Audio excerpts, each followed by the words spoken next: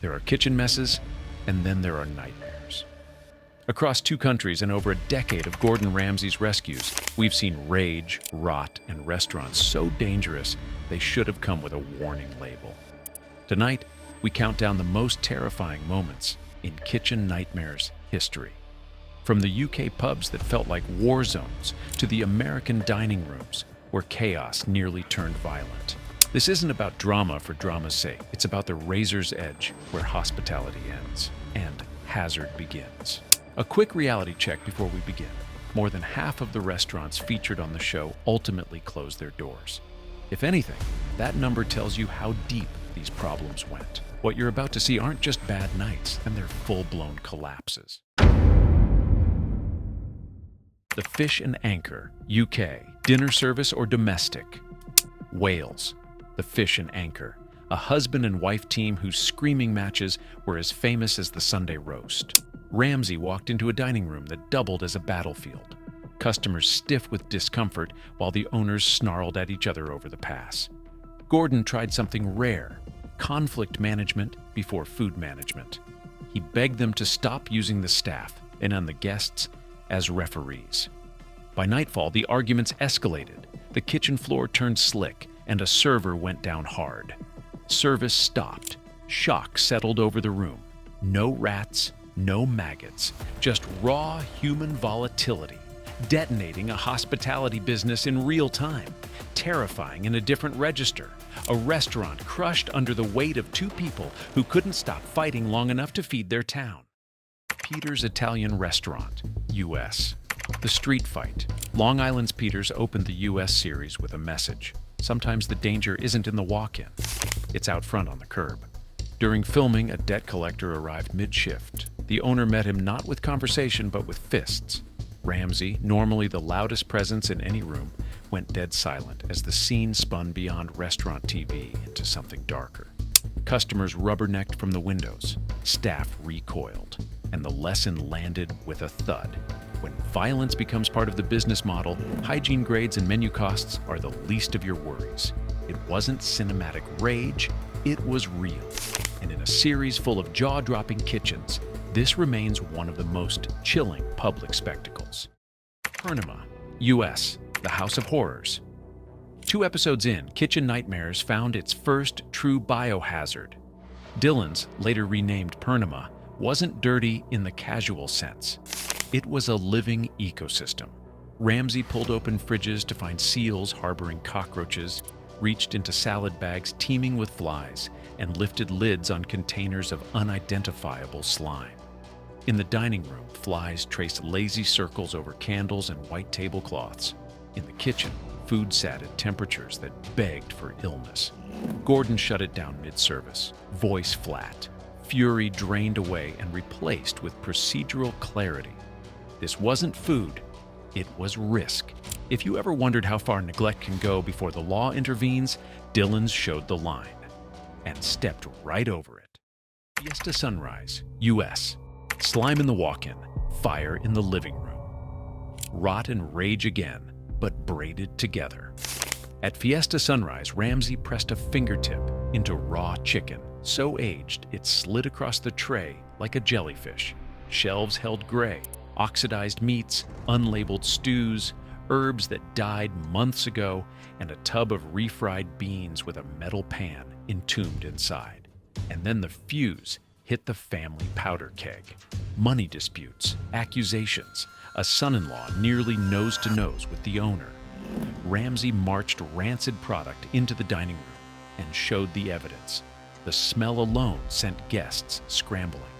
In a series of interventions, this was triage, a surgeon walking into a living room brawl with a bucket of proof. Few episodes capture terrifying more vividly than a family on the brink, while unspeakable food sits inches away. The Secret Garden, US. When the chef vomits, Michel, the proud French chef behind the Secret Garden, looked Ramsay in the eye and defended his cuisine with a sneer. Then Gordon opened a container and found what no one imagines in a professional kitchen. Potatoes crawling, literally alive with maggots. He ran, actually ran outside and vomited. The show gives you plenty of gags and grimaces, but this was primal. You could hear the kitchen go quiet, shame thick as steam. It wasn't just putrid food. It was the moral inversion that terrified.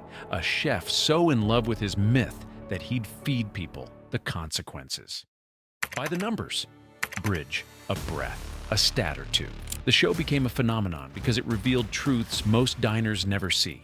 Cold chains that snap, owners who weaponize denial, menus that outgrow the skills in the kitchen. The aftermath? More than half of these restaurants would eventually fail anyway. Proof that a makeover can't cure a mindset. A smaller group stabilized, and a proud handful still operate years later. Numbers don't scare you. Behavior does. Onward. Burger Kitchen, U.S. The Family Heist, Los Angeles. Burger Kitchen. An inheritance siphoned to fund a dream. A son drained of a future he never consented to spend, and parents so defensive they saw conspiracies everywhere. Yelp wasn't feedback. It was an enemy. Their chef quit mid-service in a storm of curses. Ramsay pivoted from menu to mediation. The camera caught something raw and frightening. An adult child telling his father on national television that he'd been robbed by the people meant to protect him. The room pulsed with shame, anger, helplessness. Sometimes the nightmare isn't in the fryer. It's in the story a family tells itself to excuse what it's done. The Black Pearl, U.S. Egos on the rocks. 3 owners, 1 failing seafood house, 0 willingness to listen. At the Black Pearl, Ramsay didn't just fight filth, he fought certainty. The men refused to speak like teammates. They litigated each detail as if arguing in court. One insisted frozen product passed for fresh. Another berated customers rather than fix a gritty plate of mussels. And then something rarer still. Gordon's patience broke. He stopped pushing, stopped cajoling, and told them he was done trying to help people who wouldn't help themselves. It's terrifying in a quiet way. Watching pride salt the earth where good advice might have taken root. Mill Street Bistro, U.S. I can cook, Joe. Joe Nagy met Ramsay with a smirk and a resume only he believed. He boasted. He contradicted himself. He took criticism as an insult against his identity. When Gordon called out frozen, microwave shortcuts, Joe puffed up, looming, daring. Ramsay leaned in, voice soft with steel. I can cook, Joe. Not a shout, a promise. The room temperature dropped 10 degrees. The rest was a gauntlet. Service arguments, parking lot showdowns, and a man so allergic to accountability, he'd rather torch his business than accept help. You can sterilize a kitchen. You can't sterilize a mindset that sees the truth as a personal attack. That's the nightmare here. The realization that for some owners, the problem is welded to the person. Oceana, U.S. Busy Idiot, Dead Mice, New Orleans, Oceana Grill. Brothers at war, a chef grinning through incompetence, and a kitchen where the horror wasn't metaphor. It had a tale. Ramsay pulled open a box and found dead mice, plural. He shut the place down inside a minute, then squared up to a staff member who decided mockery was a management style. What followed teetered at the edge of a brawl. Gordon fired off one of his most withering assessments, calling an owner a busy idiot, someone sprinting in circles while everything burns. The man's face went crimson. For a heartbeat, you could feel the room tilt toward violence. Oceana distilled the series' darkest themes. Denial so thick it smothers solutions. Filth so apparent a stranger can diagnose it in seconds. And threats so casual you wonder how many happened when cameras weren't rolling. It is the episode people cite when they say, I thought this show was exaggerated until I saw that. Amy's Baking Company, U.S. The Day Gordon Walked. This last entry doesn't need a number. It's the nightmare. The only time Gordon Ramsay quit. Scottsdale's Amy's Baking Company felt uncanny from the first frame. A dining room policed like a fortress, a kitchen ruled by a chef convinced critique was persecution, and a front-of-house husband who treated customers like enemies to be ejected. Dinner service turned into a public unraveling. Tickets stalled, plates boomeranged back to the pass, words escalated from defensive to venomous. Ramsay tried the talk he's perfected: calm, concrete, patient. Amy screamed over it. Sammy prowled. Staff stared at the floor. And then the unthinkable. "I'm done." He stood. He left. The rescue refused to happen, and the show itself acknowledged there are people you simply cannot help. It's terrifying precisely because nothing's spilled or rotten in this moment. Just a truth most of us avoid. If you can't admit fault, you can't improve. Why these moments haunt us? Reflection. So what exactly makes a kitchen nightmare's moment terrifying? It isn't just vermin or shouting, though those help. It's the realization that restaurants are trust engines. We hand over our health for an evening because we believe strangers will take care with our food. When that trust is violated, by rot, by rage, by owners so deep in denial, they'd sooner lie than clean. The fear is primal, and when rescues fail, it's rarely because the decor stayed dated or the menu didn't pop. It's because the people in charge couldn't or wouldn't change. You can bleach a cutting board, you can't bleach pride. You can rewrite a menu, you can't rewrite character in a week. Yet credit where it's due. A smaller but real cluster of restaurants did turn the corner.